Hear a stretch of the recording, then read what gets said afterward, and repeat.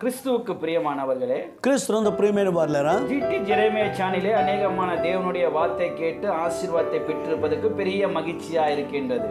ஜிటి జెరమియా channel మూలముగా అనేకమైన దేవుని మాటలు విని మీరు ఆశీర్వాదాలు పొందినందుకు చాలా సంతోషిస్తున్నాం. இந்த பரிசுத்தமான இந்த நேரத்திலே, ఈ పరిశుద్ధమైన ఈ సమయంలో தேவன் நம்மை விசாரித்து அவர் தேவைகளை சந்திக்கிறவரா இருக்கிறார். దేవుడు మనల్ని విచారించి మన అవసరతలను తీర్చే దేవుడిగా ఉన్నాడు. தேவன் நம்மை விசாரிக்கிற தேவனா இருக்கிறார். நம் தேவைகளை சந்திக்கிற தேவனா இருக்கிறார். దేవుడు మనల్ని విచారించే దేవుడిగా ఉన్నాడు. మన అవసరాలను తీర్చే దేవుడిగా ఉన్నాడు. வேதத்தில் நாம் பார்க்கும்போது அநேகமான காரியங்களை விசாரித்திருக்கிறார். அது மட்டுமல்லாம் தேவையெல்லாம் சந்தித்து நாம் வேதத்தில் அநேக வசனங்கள் நாம் பார்த்திருக்கின்றோம். గ్రంథములో మన చింత యావత్తును ఆయన తీరుస్తూ మన ప్రతి అవసరాలను తీరుస్తున్నామని అనేకమైన దేవుని మాటలు మనం ధ్యానించున్నాం. ஆனா தேவன் நம்மை விசாரித்து நம் தேவைகளை சந்திக்க வேண்டும் என்றால் 5 விதமான காரியங்கள் நம் குடும்பத்தில் இருக்க வேண்டும். దేవుడు మన జ్ఞాపం చేసుకొని మనల్ని దేవుడు ఆశీర్వదించాలంటే మన అవసరాలు తీర్చాలంటే 5 విధమైన కార్యక్రమాలను మన కుటుంబంలో ఉండాలి. நல்லா கவனித்துக் கொள்வோம். చాలా చక్కగా గమనిద్దాము. நம் தேவைகளை சந்தித்து தேவன் நம்மை விசாரிக்கப்பட வேண்டும் என்றால் 5 விதமான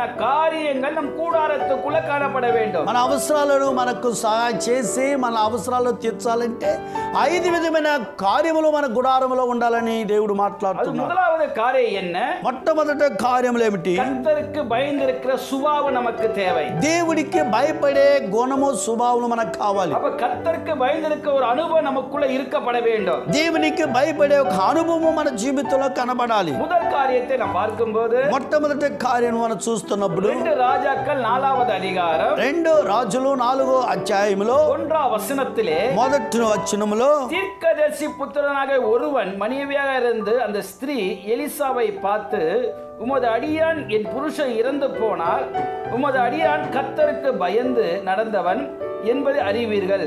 கடன் கொடுத்தவன் இப்போது கடனை பெற்றுக்கொள்ள 2 కుమార్తెகளை అడిమి కొల్ల వందార్ என்று சொன்னார். మొట్టమొదటి అధ్యాయంలో అంతటా ప్రవక్త శిష్యులో ఒకని భార్య, నీ దాసుడైన నా పెనిమిటి చనిపోయాను, అతడు యెహోవా యందు భయభక్తులు గలవాడై ఉండెను, నీకు తెలిసి ఉన్నది. ஆனா கவனிப்போ, చూడండి, గమనిద్దాం. தேவன் நம்மை விசாரித்து நம் தேவைகள் சந்திக்கப்பட வேண்டும் என்றால், దేవుడులను మనను గురించి చింతించి మన అవసరాలను సహాయపడాలంటే முதலாவது ஒரு பயம் நமக்கு இருக்க வேண்டும். మొట్టగా మన మధ్యలో ఒక భయము కనబడాలి. మొట్టమొదటిగా సంభవం நடக்கின்றது. ఇక్కడ ఒక కార్యము మనం చూస్తున్నాం. தீர்க்கதரிசி இருக்கிறார். ఒక ప్రవక్త కనబడుతున్నాడు. அந்த தீர்க்கதரிசி மரித்த பிறகு ఆ ప్రవక్త చనిపోయిన తరువాత தீர்க்கதரிசிக்கு 2 மகள்கள் இருக்கின்றார். ఆ ప్రవక్తకు 2 కుమారులు ఉన్నారు. அந்த 2 மகளை அடிமை கொள்ள ఆ 2 బిడ్డలను బానిసలుగా చేసుకున్నటకు கடனை கொடுக்க முடியாமல் இருக்கும்போது, తన అప్పులను తీర్చుకోలేని స్థితిలో ఉన్నప్పుడు 2 பிள்ளைகள் அடிமைத்தனத்தில் கொண்டு போக வகை தேடினார்கள். 2 బిడ్డలను దాసులుగా తీసుకొని పోవాలని వారు చూశారు. அந்த ஸ்திரீயுடைய மனைவி, ఆ యొక్క ప్రవక్త యొక్క భార్య, அந்த தீர்க்கதரிசியுடைய மனைவி, ఆ ప్రవక్త యొక్క భార్య தேவதாசரை தேடி வருகிறார். ఒక దేవదాసుని వెతుకుతూ వస్తున్నది. இதுல நாம் பார்க்கும்போது, మనం చూస్తున్నప్పుడు குடும்பத்திலே பிரச்சனை இருக்கும்போது, தேவைகள் சந்திக்கும் போது யாரு தேடி போனார் என்று சொன்னார், కుటుంబంలో సమస్యలు వచ్చినప్పుడు వారు ఎవరు వెతుకుతూ వెళ్ళిందంటే உலக காரியங்கள் உலக அதிகாரியை தேடி போல, లోక కార్యములు లోకములను అధికారులు వెతుకుతూ వెళ్ళలేదు. ஒரு தேவதாசரை தேடி போனார். మొట్టమొదటి ఒక దేవదాసుని వెతుకుతూ వెళ్ళింది. அந்த தேவதாசன் எலிசாவை தேடி ఆ போனார். దేవదాసును ఎలీషాను వెతుకుతూ వెళ్ళింది. அந்த எலிசாவிடம் சொல்லுகிற வார்த்தையை பாருங்களேன். ఆ ఎలీషాతో చెప్పిన కార్యము చూడండి. இதோ உமது அடியானாக என் புருஷன் ఇదో నీ దాసుడైన இறந்து போனான், నీ దాసుడైన నా భర్త చనిపోయాడు. கர்த்தருக்கு பயந்திருக்கிற மனுஷன். అతడు దేవునికి భయపడిన మనుషుడు. நல்லா கவனித்து பாருங்களேன். చాలా చక్కగా గమనిద్దాం. நீங்க புருஷன் கடன் பண்ணிட்டு செத்து போன புருஷன் என்ன மனைவி என்ன வார்த்தை பேசுவாங்க? ఈరోజు భర్త చనిపోయి ఒకవేళ భార్య ఉంటే భార్య ఏ మాట మాట్లాడుతుంది? செத்த மனுஷன் கடங்காரன் ஆகிட்டே நான் போயிட்டான்பா, ఆ చనిపోయిన నా భర్తను అప్పులు పాలు చేసి వెళ్ళిపోయాడు. இவன் சொல்லி மதிப்புக்குரிய வார்த்தையெல்லாம் பேசாமல் தேவையில்லதா வார்த்தைகள் பேசி வேதனைப்படுத்துவா. చూడండి, అతను గౌరవించకుండా గౌరవ లేని మాటలు మాట్లాడి చాలా బాధపడుతుంటాడు. ஆனா தன் மனைவிக்கு தெரியுது, అయితే తన భార్యకు తెలుస్తుంది கடனானாலும் నా భర్త అప్పులు వాడైనప్పటికీ கர்த்தருக்கு பயந்திருக்கிற ஒரு மனுஷன் అది దేవుని యందు భయభక్తులు కలిగిన వాడని మనిషి ஆண்டவனை விசாரித்து உன் தேவை சந்திக்கப்பட வேண்டும் என்றால் ఈ రోజు దేవుడు నిన్ను చూసి నిన్ను విచారించి నీ అవసరతలు తీరాలంటే நமக்கு ஒரு பயம் இருக்கணும். మనలో ఒక భయం ఉండాలి. அது என்ன பயம் என்று சொன்னா అది ఏ భయం అంటే கர்த்தருக்கு பயந்திருக்கிற ஒரு பயம் நமக்கு காணப்பட வேண்டும். మనము దేవుని యందు భయభక్తులు కలిగి జీవించే భయం ఒకటి ఉండాలి. அந்த ஸ்திரீயை எலிசா இடத்துல சொல்லுகிற வார்த்தையை பார்க்கும்போது ఆ స్త్రీ ఎలీషా యొద్ద చెబుతున్న కార్యం చూస్తున్నప్పుడు கடன் வாங்கினாரு, నా భర్త అప్పులు పాలయ్యాడు, ஆனா கர்த்தருக்கு பயந்திருக்கிற மனுஷன். అయితే నా భర్త యెహోవా యందు భయభక్తులు కలిగిన వాడు. இன்னைக்கு கர்த்தருக்கு பயந்திருக்கும் போது ఈ రోజు దేవునికి భయభక్తి కలిగి ఉన్నప్పుడు வேதம் சொல்லப்பட்டிருக்கிறது. పరిశుద్ధ గ్రంథం చెప్పబడుతుంది. மல்கியா 4:2 మల్కియా 4:2 என் நாமத்துக்கு பயந்திருக்கிற உங்கள் மேல் నా నామమునకు భయపడుతూ మీ మీద நீதிசூரன் உதிக்கப்படும். ఓ నీతి సూర్యుడు ఉదయిస్తాడు. இந்த ஸ்திரீ சொல்லுகிற வார்த்தையை பாருங்களேன். ఈ స్త్రీ చెప్పే మాట చూడండి. ஆண்டவரே பயந்திருக்கிற மனுஷன் கணவர், ఓ నా భర్త దేవుని యందు భయభక్తులు కలిగిన వాడు. ஆனா அடிமைத்தனத்துல கொண்டு போக நினைக்கிற மனுஷன் நீதி செய்கிற தேவன் அங்க வீட்டுல இருக்கிற ஒரு விசுவாசம் இருந்தது. చూడండి, తన బిడ్డలను బానిసలుగా తీసుకొని వెళుతున్నప్పుడు నీతి జరిగించే దేవుడు మా ఇంట్లో విశ్వాసం. தேவதாசரை தேடி போனா, అందుకే దేవుని దాసుని ఎలీషాను వెతికి వెళ్ళి நீதிசூரன் உதிக்கும் போது నీతి సూర్యుడు ఉదయించేటప్పుడు ஆரோக்கியம் இருக்கும். అక్కడ ఆరోగ్యం ఉన్నది. அது மட்டும் இல்ல, అది మాత్రమే కాదు, சேட்டைங்கிற அடைக்கலை இருக்கும். ఆయన రెక్కల నీడలో ఆశ్రయం ఉంటుంది. சத்துருக்களை மிதிப்பீர்கள், శత్రువులను అనగదొక్కేదవు, கொழுத்து கன்றுகளை போல வளருவீர்கள். కొవ్విన దూడల వలె నువ్వు గంతులు వేసేదవు. அதுக்கு வருகிற ஆசீர்வாதம் எங்க இருக்கு? அதிகாரத்திலே 1 நாம் பார்க்கும்போது 2 రాజులు 4 చూస్తున్నప్పుడు அந்த ஸ்திரீ சொல்லுகிற வார்த்தை, என் கணவர் கர்த்தருக்கு பயந்திருந்த மனுஷன். ఆ స్త్రీ చెబుతున్న భార్య, నా యొక్క భర్త యెహోవా యందు భయభక్తులు కలిగి ఉండెను. இன்னைக்கு நாம் கர்த்தருக்கு பயந்திருக்கும் போது ஒரு நீதிசூரன் உதிக்கப்படும் முதல் குறிப்பை நாம் பார்த்திருக்கிறோம். ఈ రోజు యెహోవా యందు భయభక్తులు కలిగిన వారి మీద నీతి సూర్యుడు ఉదయిస్తాడని మొదటి ఒక అంశాన్ని మనం చూశాం. பிரியமானவர்களே, ప్రియమైన వాళ్ళరా, தேவன் நம்மை விசாரித்து நம் தேவைகள் சந்திக்கப்பட வேண்டும் என்றால் దేవుడు మన గురించి చింతించి మన అవసరాలను తీర్చాలంటే இரண்டாவது காரியம் என்ன? రెండో కార్యం ఏమిటి? அதே 2 ராஜாக்கள் 4 அதிகாரத்துல అదే 2 రాజులు 4 2 பார்க்கும்போது 2 మనం చూస్తున్నప్పుడు எலிசா கேட்கிறாரு. ఎలీషా ఆమెను అడుగుతున్నాడు. என்ன கேட்கிறாருன்னா, ఏమడుగుతున్నాడు? எலிசா அவளை நோக்கி, ఎలీషా ఆమెను చూసి, நான் உனக்கு என்ன செய்ய வேண்டும்? నా వలన నీకేమి కావాలను? உன் வீட்டில என்ன இருக்கிறது? మీ ఇంటిలో ఏమున్నది? நல்ல கவனிப்போம். చాలా చక్కగా గమనిద్దాం. இரண்டாவது குறிப்பு, రెండో యొక్క అంశము, தேவதாசன் கேட்கிற கேள்விக்கு దేవదాసుడు అడుగుతున్న యొక్క మాటలకు, நான் என்ன செய்யணும்? నా వలన నీకు ఏమి కావాలను? உன் வீட்டில என்ன இருக்கு? మీ ఇంటిలో ఏమి ఉన్నది? அதற்கு அந்த ஸ்திரீ சொல்லுகிறார். అందుకు ఆమె చెబుతున్నది, பிரியமானவர்களே, ప్రియమైన వాళ్ళరా, 2 ராஜாக்கள் 4 அதிகாரம் 2 రెండో రాజులు 4 அதற்கு அவள், అందుకు ఆమె, ஒரு குடை எண்ணெயும் మా ఇంటిలో నూనె కుండ ఒకటి ఉన్నది, அல்லாமல் உமது அடியான் வீட்டு வேறு ஒண்ணும் இல்லப்பா. అది తప్ప మరి ఏమీ లేదు. ஆனா அந்த இடத்துல என்னப்பா இருக்கு? அந்த ஸ்திரீ கிட்ட ఆ స్త్రీలో ఏముంటుంది? உண்மை இருக்கு.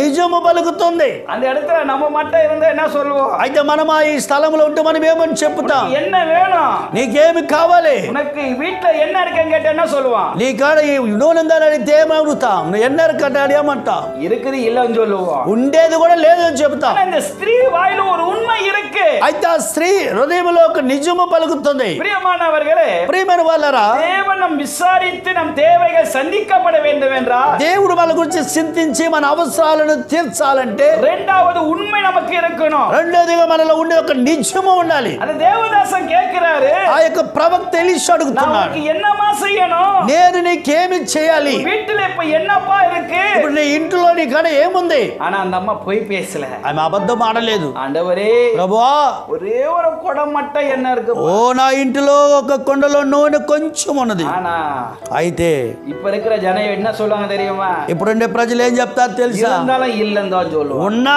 కూడా లేదని చెప్తారు. பிரியமானவர்களே, ప్రియమైన వాళ్ళరా, இன்னைக்கு உண்மை நமக்கு இருந்தா தேவன் நம்மை ஆசீர்வதிக்கிறவரா ఈ இருக்கிறார். రోజు నిజము మనలో ఉంటే దేవుడు మనలో నిజముగా దేవుడు வேதம் ఆశీర్వదిస్తాడు. சொல்லப்பட்டிருக்கிறது, పరిశుద్ధ గ్రంథం చెప్తుంది, உண்மையுள்ள மனுஷன் பரிபூர்ண ஆசீர்வாதத்தை பெறுவார். నిజము కలిగిన వాడు పరిపూర్ణమైన ఆశీర్వాదములు పొందుతాడు. என்ன ஆசீர்வாதமா?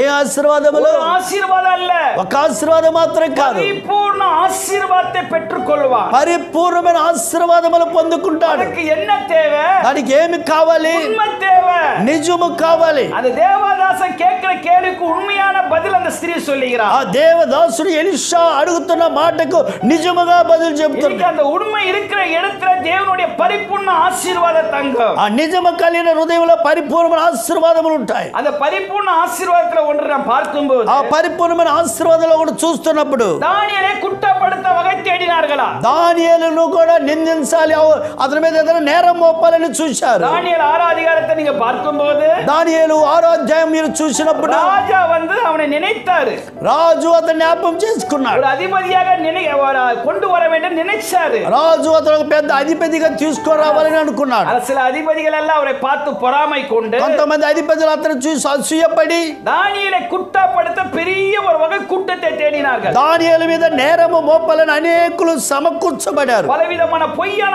காரியங்களை கொண்டு வர வேண்டிய எதிர்பார்த்தார்கள். పలు విధమైన అబద్ధమైన శాసనములను తీసుకొచ్చారు. ஒரு குற்றத்தையும் கண்டுபிடிக்க முடியல. ఏ యొక్క నిందలు ఆయన మీద మోపలేకపోయారు. காரணம் என்ன? దానికి కారణం ఏమిటి? தானிయేல் உண்மையுள்ள மனுஷனா இருந்தாரு. దానియేలు నిజము కలిగిన మనుష్యుడిగా ఉన్నాడు. இன்னைக்கு யார் உனக்கு விரோதமான பொய்யான காரியங்களை குற்றப்படுத்த நினைக்க வேண்டிய இருக்கிறார்களோ, ఎవరైతే ఈ రోజు నీ మీద అబద్ధముగా నీ మీద నిందలు మోపాలనుంటున్నారో, அது உன்னை சேதப்படுத்தாமல் இருக்க வேண்டும் என்றால் వాళ్ళు నిన్ను బాధింపబడకుండా ఉండాలంటే உண்மை நமக்கு தேவை. నిజము నీలో ఉండాలి. உண்மை நமக்கு தேவை. నిజము నీలో ఉండాలి. அந்த எலிசா கேட்கிறாரு, అక్కడ ఎలీషా అడుగుతున్నాడు, வீட்டுல என்னமா இருக்கு? నీ ఇంటిలో ఏముంటుంది? யா உண்மை மட்டும் சொல்லுகிறா, అయ్యా నిజముగా చెబుతున్నది, ஒரே ஒரு கொடை என்ன? ఓ నా ఇంటిలో ఒక నూనె కొండ మాత్రం ఉన్నది. இரண்டாவது தேவனை விசாரித்து தேவை சந்திக்கணும் சொன்னா, రెండవది నిన్ను దేవుని గురించి చింతించి నీ అవసరాలు తీర్చాలి.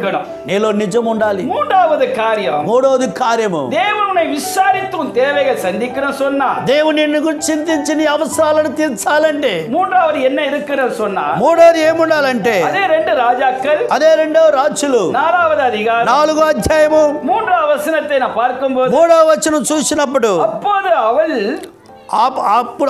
అతడు நீ போய் నీవు బయటికి పోయి உன்னுடைய அயலான் வீட்டுக்கு போய் నీ పొరుగు వారు ఇరుగు పొరుగు వారందరి వద్దకు వెళ్ళి அநேக வெறுமையான பாத்திரங்களை கொண்டு வாண்டாரு. అనేకమైన వట్టి పాత్రలను తీసుకురమ్మంటున్నా. நல்லா கவனிப்போம். చాలా చక్కగా గమనిద్దాం. அந்த ஸ்திரீ சொல்லுகிற வார்த்தை என்ன?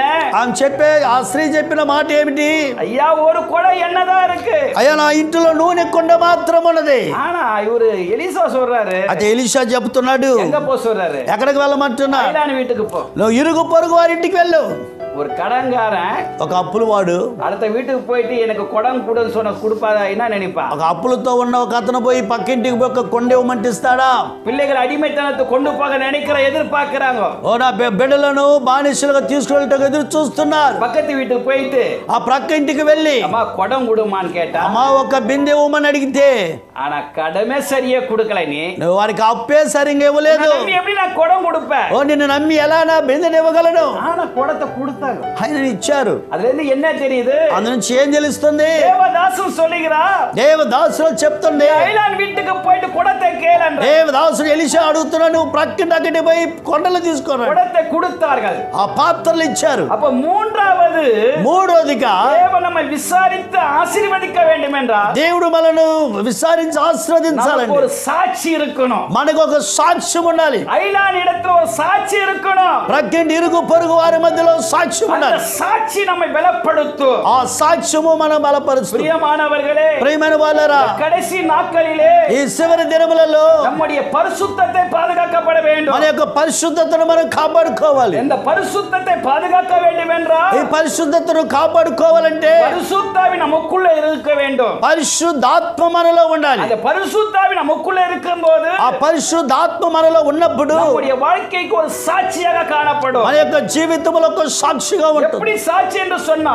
ఎలా సాక్ష్యం நம்ம అంటే நடக்க வேண்டிய வழி அவர் நடத்துகிறவரா இருக்கிறார். మనం నడవవలసిన త్రోవను ఆయన నడిపేవాడిగా ఉండాలి. எலிசா சொல்லுகிற வார்த்தை பாருங்களேன். ఎలీషా చెప్పిన మాట చూడండి. என்ன செய்யணும்னு கேட்டாரு. ఈ నా వల్ల నీకు ఏమి ఇచ్చారని అడిగాడు. உண்மை பேசினாங்க. ఆ స్త్రీ నిజం మాట్లాడింది. ஆனா உண்மை பேசி உடனே எலிசா என்ன சொல்லிருக்கணும்? నిజము మాట్లాడినట్టు ఎలీషా ఏం చెప్పాలి? ஏதோ ஒரு காரியம் செஞ்சிருக்கலாம். ఏదో ఒక కార్యం చేయొచ్చు. ஆனா நம்ம யோசிக்கிறார் நம்ம என்ன வருதுன்னு. ఆమె గురించి ఆలోచన చేసి ఆమె నోట్ నుంచి ఏమొస్తుంది? கடன்காரா இருக்கிறாங்களே. ఓ ఇంత అప్పులు వాళ్ళయ్యారే. உங்களுக்கு என்ன సాక్షి இருக்கும்? ఏమైనా సాక్ష్యం ఉంటుందా? ఏదైనా ஒரு అద్భుతం செய்யணும்னா ஒரு సాక్షి வேணும்னு ఎదుర్పారు. ఏదో ఒక అద్భుతం చేయాలంటే వీళ్ళది ఒక సాక్ష్యం కావాలని వీటికి పోన ఉடனே ఇరుగు పొరుగు వారి ఇంటికి వెళ్ళమంటేనే పడత కొండు వందారు. వాళ్ళ పాత్రలు తీసుకొచ్చారు. அந்த சாட்சியை பார்த்தா ఆ సాక్ష్యం చూశాడు. ప్రియమానవర్గలే, ప్రియమైన వాళ్ళరా, இன்னைக்கு அந்த சாட்சி நம்ம பாதுகாக்கப்பட வேண்டும். ఈరోజు ఆ సాక్ష్యం నిన్ను నన్ను కాపాడుతుంది. என்ன நடந்தது? ఏం జరిగింది? 5వ వచనத்தை பார்க்கும்போது 5వ అధ్యాయం చూసినప్పుడు அவரிடத்திலே போய் వారి వద్దకు వెళ్ళి அந்த பாத்திரத்தை கொண்டு வந்து ఆ పాత్రలన్నిటిని తీసుకొని వచ్చి என்ன நடக்கிறது? ఏం జరుగుతుంది? 5వ காரியம். 5వ కార్యము நல்ல கவனிப்போ. చాలా చక్కగా గమనిద్దాం. ஆண்டவர் நம்ம விசாரித்து தேவை சந்திக்கிறனா దేవుడు మనను విచారించి మన అవసరాలు తీర్చాలంటే 5 కార్యங்களிலே 5 కార్యములలో கர்த்தருக்கு பயந்திருக்கணும். మొట్టమొదట దేవునికి భయపడాలి. உண்மை இருக்கணும். రెండవది నిజం ఉండాలి. 3வது సాక్షి இருக்கணும். మూడవది సాక్ష్యం ఉండాలి. 4வது என்னப்பா இருக்கணும்? 4వది ఏముండాలి? வேதம் சொல்லப்பட்டிருக்கிறது. బైబిల్ చెప్తున్నది. வாசிப்போ. చదువుదాం. 2 ராஜாக்கள் 4 அதிகாரம். 2వ రాజులు 4వ అధ్యాయము. இங்கே 6వ வசனத்திலே 6వ అధ్యాయములో அந்த பாத்திரத்தை வாசிக்கும் போது அவரிடத்திலே போய் தன் பிள்ளைகளுடன் கதவை பூட்டிக் கொண்டு பாத்திரத்திலே அவரிடத்திலே கொடுங்கள் என்று சொன்னார். చూడండి, ఆమె అతని యొద్ద నుండి పోయి తానును కుమారుల లోపల నుండి తలుపులు మూసి కుమారులు తెచ్చిన పాత్రలో నూనె పోసాను. 5వ వచనத்தை பார்க்கும்போது 5వ వచనం చూసినప్పుడు ஆண்டவர் அற்புதம் செய்வதற்கு பாத்திரத்தை கொண்டு வந்தார்கள். 5వదిగా దేవుడు అద్భుతం చేయటకు పాత్రలు తీసుకొచ్చారు. பாத்திரத்தை கொண்டு வந்து ఆ పాత్రను తీసుకొచ్చి என்ன நடந்தது தெரியுமா? ఏం జరిగింది తెలుసా? குடும்பத்தோட கதவை மூடி కుటుంబముతో తలుపులు మూసి பாத்திரத்தை கொண்டு வந்து செய்தார்கள். పాత్రలతో తీసుకొచ్చేసి 5வது குறிப்பு என்ன? 5వది ఏమిటి? குடும்ப ஜெபம் தேவை. కుటుంబ ఆరాధన కావాలి. இன்னைக்கு அந்த ஸ்திரியை பார்க்கும்போது ఈ రోజు ఆ స్త్రీని చూస్తున్నప్పుడు அந்த பாத்திரத்தை கொண்டு போய் வீட்டுக்கு போமான்னாரு. ఆ పాత్రలు తీసుకొని ఇంటికి వెళ్ళమన్నాడు. போன உடனே குடும்பத்தோட சேர்ந்து என்ன செய்தார்களா? చూడండి, కుటుంబంతో కలిసి ఏం చేశారు? அந்த వచనం 5வது வசனம் சொல்லப்பட்டிருக்கிறது. 5వ అధ్యాయం చెప్పబడుతుంది. அவரிடத்திலிருந்து போய் பிள்ளைகளும் கதவுகளை பூட்டிக் கொண்டு பாத்திரங்களிலே கொடுக்க அந்த எண்ணெய் வந்து கொண்டு வார்த்தார்கள். ఆమె అతని ఎదురు నుండి పోయి తాను కుమారుల లోపల నుండి తలుపులు మూసి కుమారులు తెచ్చిన పాత్రలో నూనె పోసాను. அது எது குறிக்கப்படுது? దాని ఏది సాదృశ్యం ఉంటుంది? குடும்பமாக நம்ம ஜெபிக்கணும். కుటుంబంగా మనం ప్రార్థన చేయాలి. నీకు కుటుంబ జపం இல்லனா కుటుంబం நல்லா இருக்காது. ఈ రోజు కుటుంబ ప్రార్థన లేకపోతే మన కుటుంబాలు బాగుండవు. నీకు కుటుంబ జపం ముఖ్యమా இருக்கிறது. ఈ రోజు కుటుంబ ప్రార్థన ప్రాముఖ్యమైనది ఉంటుంది. ప్రియమానవర్గలే, ప్రియమైన వాళ్ళరా, వేదం சொல்லப்பட்டிருக்கிறது. పరిశుద్ధ గ్రంథం చెప్తున్నది, நான் என் வீட்டாரை கர்த்தரே சேவிப்போம். నేను నా ఇంటి వారిని యెహోవానే సేవించెదను. கடைசி நாட்களிலே ఈ చివరి దినములలో நோவா போல நம் குடும்பம் பாதுகாக்கப்பட வேண்டும் என்றால் నోవా వలె మన కుటుంబం కాపాడబడాలంటే குடும்ப ஜெபம் நமக்கு தேவை. కుటుంబ ప్రార్థన మనకు అవసరమైనది. குடும்ப ஜெபம் இல்லாம ఆ కుటుంబ ప్రార్థన లేకుండా ஒண்ணுமே இல்லையேனா ఏమీ లేకపోతే குடும்ப அடிமைத்தனமா மாறிடும். మన కుటుంబము దాస్యతంగా మారిపోతుంది. பிரியமானவர்களே, ప్రియమైన వాళ్ళరా, அந்த கடன் வாங்கின பிள்ளைகள் கொண்டு போக பார்த்தார்கள். ఆ అప్పులు తీసిన వారు ఆ బిడ్డలను తీసుకొని పోటకు వచ్చారు. அந்த குடும்ப ஜெபம் இருந்ததனாலே ఆ కుటుంబ ప్రార్థన ఉన్నదాన్ని బట్టి பிள்ளைகளை சேதப்படுத்த முடியல.